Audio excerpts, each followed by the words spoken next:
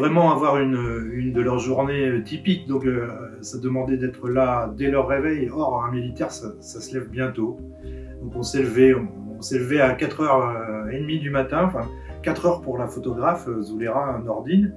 On les a vus se raser, se brosser les dents. On a vraiment été avec eux une bonne partie de la journée. Et on a vu leur quotidien, on était dans leur pas. Bon, on n'était pas armés, c'était la grosse différence.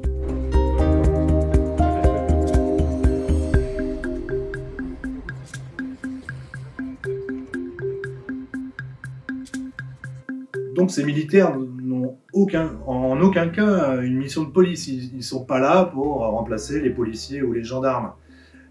Ils sont là juste pour prévenir une attaque terroriste. C'est juste pour ça. Après, comme le général nous l'a raconté, ils peuvent intervenir comme tout citoyen peut le faire. C'est arrivé, il parlait d'une anecdote à Amiens où ils ont vu un jeune entouré par d'autres jeunes et en fait il était en train de se faire racketter. Là ils sont intervenus, mais comme chacun d'entre nous peut le faire.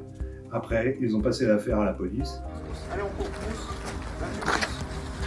Alors leur quotidien, quand ils ne sont pas en garnison, qu'ils sont en opération sentinelle, ils appellent ça des opérations intérieures par rapport aux opérations extérieures quand ils vont par exemple en Afrique pour l'opération Barkhane. Ils patrouillent 2 jours. Et puis, ils sont une journée à l'instruction, c'est-à-dire qu'ils vont quand même réviser un peu leur gamme. Et puis, 2 jours de patrouille et un peu de permission, mais ils sont là pour 2 mois, c'est-à-dire que pour ceux qui habitent loin, ils sont contraints à rester là 2 mois en casernement. C'est pas si facile.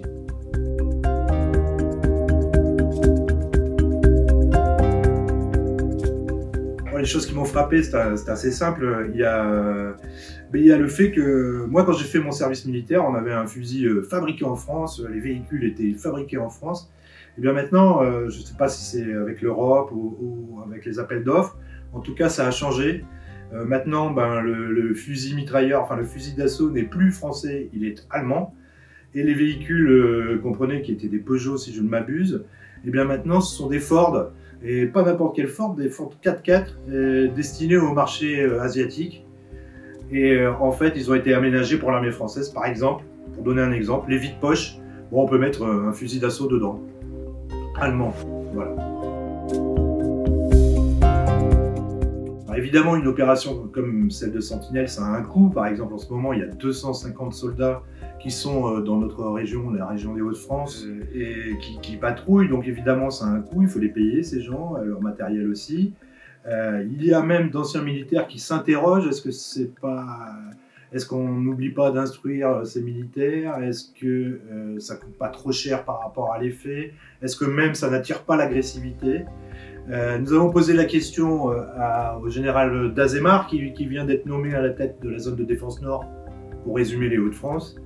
Et lui, il trouve que, en tant que militaire, ils ne peuvent pas se désintéresser de la question de la sécurité des Français sur le territoire national.